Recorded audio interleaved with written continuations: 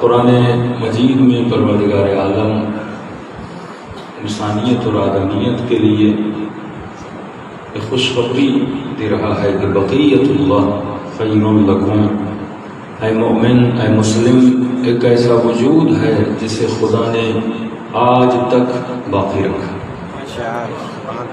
خیر لکم، یہ وجود جسے خدا نے آج تک باقی رکھا ہے، یہ تمہاری زندگی میں خیر لائے گا، یہ تمہاری زندگی میں برکت لائے گا۔ تمام شیعہ مفسروں سے پوچھا گیا کہ کون ہے بقیت اللہ جسے اللہ نے آج تک باقی رکھا، تو فرمایا وجود کسی اور کا نہیں، امام زمانہ کا وجود ہے، یہ حجت خدا کا وجود ہے۔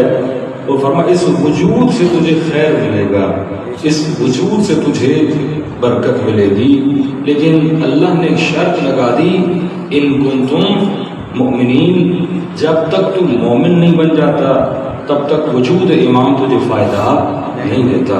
مثال اس طرح دے کر سمجھاؤں کہ کربلا کے میدان میں امام حسین کا وجود ہے، لیکن سوال یہ ہے یہ وجود فائدہ کس کو دے رہا تھا؟ کیا اس وجود نے شمر کو فائدہ دیا؟ کیا اس وجود نے ابن سعد کو فائدہ دیا؟ لیکن اسی وجود نے جناب حر کو فائدہ دیا، اسی وجود نے حبیب ابن مظاہر کو فائدہ دیا۔ مطلب جو فائدہ لے رہے تھے ان میں کیا تھا، اور جو فائدہ نہیں لے پا رہے تھے ان کے اندر کیا تھا۔ کئی چیزیں رکاوٹ ہوتی ہیں فائدہ لینے سے۔ مثال کے طور پہ الحمدللہ اس مجمع میں جو بھی ہے سب کو اردو سمجھ میں آتی ہے، لیکن اگر میں یہاں پہ فارسی میں پڑھنا شروع کر دوں تو فائدہ وہی لے پائے گا جسے فارسی آئے گا، جسے نہیں آتی وہ گھنٹہ سنے گا، 1 گھنٹہ سنتا ہی رہے گا، لیکن اسے سمجھ میں کچھ بھی نہیں آئے گا۔ جس طرح تقریر سمجھنے کے لیے زبان کا آنا ضروری ہے، اسی طرح امام سے فائدہ لینے کے لیے ایمان کا ہونا ضروری ہے۔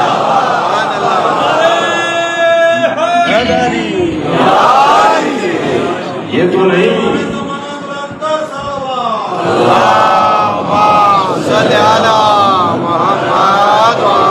قرآن کہتا ہے ختم اللہ علی قلوبہم، خدا کہتا ہے میں بعض لوگوں کے دلوں پہ مہر لگا دیتا ہوں، اب انہیں کبھی ہدایت نہیں ملتی۔ جب اللہ فیصلہ کر لے دل پہ مہر لگ جائے، اب کتنی بھی کوشش کریں بندے کو ہدایت نہیں ملنی۔ امام حسین کیا فرماتے اے لشکر یزید، تمہارے دلوں پہ مہریں لگ چکی ہیں، کیونکہ تمہاری شکم میں لقمہ حرام کا چکا ہے، اس لقمے نے تیرے وجود میں خون بنایا، اس خون نے گوشت بنایا۔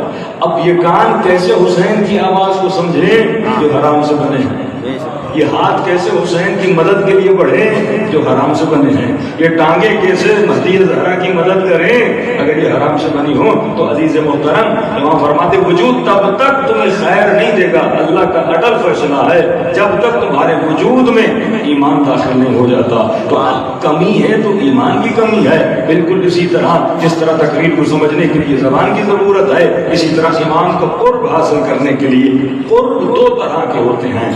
ایک قرب ہوتا ہے قرب ظاہری، ایک قرب ہوتا ہے قرب باطنی۔ ظاہری قرب کا مطلب کیا ہے؟ یہ جناب جو سب سے پہلے ہیں ظاہراً یہ مجھ سے سب سے قریب ہیں، لیکن ہو سکتا ہے کوئی بہت دور بیٹھا ہو لیکن باطناً میرے قریب ہو۔ اللہ کہتا ہے نحن اقرب الیہ من حبل الورید، میں تجھے نظر نہیں آتا لیکن سب سے زیادہ اگر تیرے قریب کوئی ہے تو تیرا خدا ہے۔ قرب باطنی ہے۔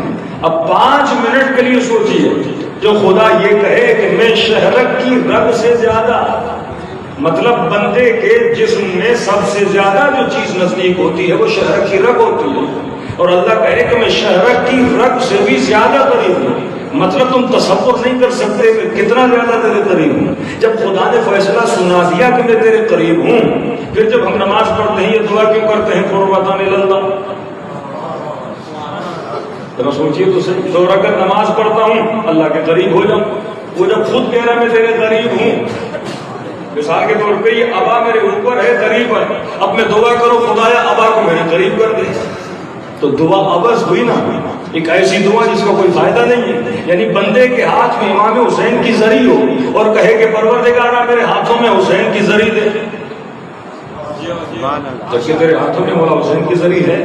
تو کہیں دعا عبث نہیں ہے، مطلب ایسی دعا جس کے مانگنے کا کوئی فائدہ نہ ہو، کہ خدا خود کہے کہ میں تیرے قریب ہوں، لیکن ہر عبادت کرنے سے پہلے اس کا حکم ہے نیت کیا کرو. 2 رکعت نماز واجب پڑھتا ہوں قربتاً اللہ، حسین کی مجلس میں آتا ہوں قربتاً اللہ، عبادت عزاداری کرتا ہوں قربتاً اللہ، ماتم کرتا ہوں قربتاً اللہ. مطلب جو بھی کام کر رہا ہوں اس لیے کر رہا ہوں تاکہ مجھے کس کا قرب ملے؟ اللہ کا قرب ملے. اور جو خدا پہلے خود کہہ چکا کہ میں تمہاری شہرت کی رگ سے زیادہ قریب ہوں، تو پھر دعا کیسے؟ کہا 2 قرب ہیں، ایک قرب ظاہری ہے، ایک قرب باطنی ہے. اللہ کا کوئی جسم نہیں ہے. مثلاً یہ بولا جائے کہ خدا چکوال میں رہتا ہے اور پوری دنیا اللہ سے ملنے کے لیے کہاں آ جائے؟ چکوال آ جائے. اور اگر یہ ثابت ہو گیا کہ خدا چکوال میں ہے اور پوری دنیا چکوال میں آنا شروع کر دے تو اس کا مطلب خدا کراچی میں نہیں ہے. تبھی تو وہ جسم نہیں رکھتا، کیونکہ اگر جسم رکھے تو اس کی طرف اشارہ ہو سکتا ہے. مجمع میری طرف اشارہ کر سکتا ہے کہ مولانا ممبر پر ہیں، تو جب انگلیاں ادھر ہوئی تو اس کا مطلب مولانا پیچھے نہیں ہے. اگر خدا مولا فرماتے اے خدا تو وہ ہے جس کی طرف کوئی اشارہ نہیں کر سکتا، کیونکہ اگر تیری طرف اشارہ ہوا تو محدود ہو جائے گا، اور جو محدود ہو جائے وہ خدا کیسا؟ تو یہ کون سا قرب ہے جبکہ وہ جسم نہیں رکھتا؟ ایسا نہیں کہ وہ کعبۃ اللہ کے اندر رہتا ہے، تو کعبے کے پاس جائے گا تو اللہ کے قریب ہو جائے گا. فرمایا یہاں قرب سے مراد قرب باطنی ہے. یہ غلطی جو مسلمان کر بیٹھے، کہتے ہیں جو ظاہری قریب ہے وہ رسول کے قریب ہے. اب کہتے رسول کے ساتھ بندہ بیٹھ بھی جائے تو پھر بھی رسول کے قریب نہیں ہو سکتا. اگر اس دلیل کی بنیاد پہ وہ نبی کے قریب ہیں تو کربلا میں شمر جب میرے مولا کا گلا کاٹ رہا تھا وہ حسین کے سینے پہ سوار تھا. ظاہری طور پر تو وہ بھی حسین کے قریب تھا، لیکن یہ کیسا قرب ہے جو حسین کو قتل کر رہا ہے. لیکن حبیب ابن مظاہر دور تھا، کیونکہ باطناً قریب تھا، اسے حسین نے قتل کرا تھا. یہ قرب کیسے ملتا ہے؟ کئی لوگ رسول خدا سے دور تھے. اویس قرنی کا واقعہ آپ کے سامنے ہے. رسول آتے ہیں کہتے ہیں مجھے اویس کی خوشبو آ رہی ہے، کیونکہ باطن کا رشتہ نبی سے ملا ہوا تھا. اس کی مثال بالکل آپ کو ایسے دوں کہ آپ سب کے موبائل میں سم ہے، ٹھیک ہے؟ اب سم آپ نے لیا عراق سے اور پاکستان جا کے موبائل میں ڈال دیا، چلے گا؟ کیوں نہیں چلے گا؟ کیونکہ آپ اس کمپنی کے ٹاور سے کیا ہو؟ دور ہو. اور سم آپ کا ہے موبائل کا اور آپ چلے گئے عراق میں، چلے گا؟ نہیں چلے گا، کیونکہ آپ اس کمپنی کے ٹاور سے کیا ہو؟ دور ہو. اب چکوال میں آ گئے. یہاں پہ سب سے زیادہ سگنل آپ کو تب ملیں گے جب آپ ٹاور کے قریب ہو گئے. تو آج الحمدللہ ہم سب کے پاس ولایت علی کی کمپنی کا سم موجود ہے. میں سمجھانے کے لیے آپ کو بتا رہا ہوں، یہ جتنے مسلمان ہیں نا انہوں نے مختلف کمپنیوں کے سم رکھے ہوئے. کسی نے خلافت والا سم رکھا ہوا ہے، کسی نے امامت والا سم رکھا ہوا ہے.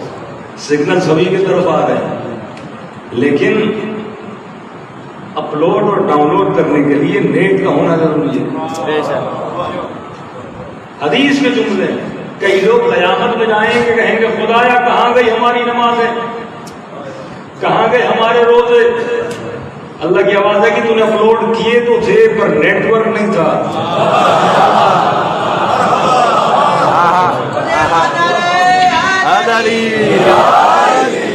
آپ اپنے موبائل میں لاکھ فوٹو نکالو، انٹرنیٹ نہ ہو، بھیجتے جاؤ بھیجتے جاؤ بھیجتے جاؤ بھیجتے جاؤ، اگلا بندہ ریسیو ہی نہیں کرے گا. کہ جب تک میرے پاس ولایت کا ٹاور نہیں سبحان اللہ. تب تک عبادتیں اپلوڈ نہیں ہوتی، مجلسیں اپلوڈ نہیں ہوتی. اب کسی کے پاس نیٹ ہے، مثلا کمزور نیٹ ہے، 2G ہے، 3G ہے، 4G ہے، 5G ہے، تو نیٹ کی جتنی اسپیڈ زیادہ ہوتی ہے عمل یا پکچر اتنی اسپیڈ سے وہاں پہنچ جاتا ہے. جس کا نیٹ جتنا کمزور ہوتا ہے اس کی چیز اتنی دیر سے پہنچتی ہے. تو یہ سرعت عمل جو ہے عبادتوں کا جلدی پہنچنا، یہی معصوم فرماتے ہیں کہ سلمان ایمان کے 10ویں درجے پر ہے، ابو ذر ایمان کے 7ویں درجے پر ہے. سمجھانے کے لیے کہہ رہا ہوں، مطلب جناب سلمان کے پاس 5G کا نیٹ ورک ہے، ابو ذر کے پاس 4G کا نیٹ ورک ہے. اب یہ سوچو ہمارے پاس کون سا والا، بالکل ہلکا والا. یہ کب مضبوط ہوگا؟ جب تو اس ٹاور کے کیا ہو جائے گا، سب سے زیادہ قریب ہو جائے گا. ٹاور کے قریب کب ہوگا؟ مقصد یہ نہیں کہ جسمن کون علی کے قریب ہے، جسمن کون رسول کے قریب ہے. ہدف یہ ہے. امام سے پوچھا کہ مولا اگر ہم آپ کا قرب، اگر ہم پروردگار عالم کا قرب حاصل کرنا چاہیں، مطلب ہم خدا کے قریب جانا چاہتے ہیں، تو کیسے اللہ کے قریب جائیں؟ اللہ جسم تو نہیں رکھتا کہ کہیں پہ رہتا ہو ہم جا کے ہاتھ ملا لیں اور کہیں بھائی ہم اللہ کے قریب ہو گئے. آپ نے خود کہا اللہ جسم نہیں رکھتا، وہ صمد ہے، وہ لم یلد ہے، وہ ولم یولد ہے، فاینما تولوا فثم وجہ اللہ ہے. جہاں بھی دیکھو اس کا وجود وہاں پہ موجود ہے. تو معصوم فرماتے ہیں اگر خدا کے قریب ہونا چاہتے ہو تو اپنے وجود میں اللہ کی صفات کو پیدا کرنا شروع کر دو. اب سمجھ میں آیا؟ کہا سلمان منا اہل البیت، سید نہیں ہے، بنی ہاشم نہیں ہے، لیکن کہا منا اہل البیت. کہ مولا یہ سید نہیں، بنو ہاشم نہیں. کہ اس لیے نہیں کہا کہ یہ سید ہے، منا اہل البیت ہے. مولا پھر کیوں منا اہل البیت ہے؟ کہ جب جب سلمان کو دیکھو گے تجھے تب تب علی کی یاد آئے. سبحان اللہ. صبغۃ اللہ ومن احسن من اللہ صبغۃ. کون ہے جو خود کو رنگ خدا میں رنگ دے؟ تو اگر قرب امام زمانہ حاصل کرنا چاہتے ہو تو آسان طریقہ یہ ہے کہ خود کو اخلاق امام زمانہ میں رنگ دو. اب آپ کہیں گے مولانا ہم تو امام زمانہ سے ملے نہیں، ہمیں کیا پتا مولا کا اخلاق کیا ہے، ہمیں کیا پتا مولا کی پسند اور ناپسند کیا ہے. تو کوئی بات نہیں. تبھی رسول فرما کر گئے تھے اولنا محمد، اوسطنا محمد، آخرنا محمد، بل کلنا محمد.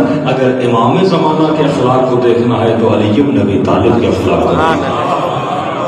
اگر امام زمانہ کے اخلاق کو دیکھنا ہے تو مولا حسن ابن علی کے اخلاق کو دیکھ لے. امام حسین کو، یہ جو 11 امام ہے نا، یہ اخلاق کا گلدستہ ہے، ان کے اخلاق کو دیکھ لے. کوئی جواد ہے، کوئی صادق ہے، کوئی کاظم ہے، کوئی نقی ہے، کوئی تقی ہے، کوئی رضا ہے، کوئی شہید ہے. یہی اخلاق اپنے وجود میں پیدا کرنا شروع کر دے. تو روزانہ نہیں تو 40 دن پہ اپنے امام کی ایک صفت کو اپنے اندر پیدا کرنا شروع کر دے. تبھی خدا حدیث قدسی میں فرماتا ہے کہ عبدی اطاعنی اجعلک مثلی، اے میرے بندے میری اطاعت کر، میں تجھے اپنے جیسا بنا دیتا ہوں.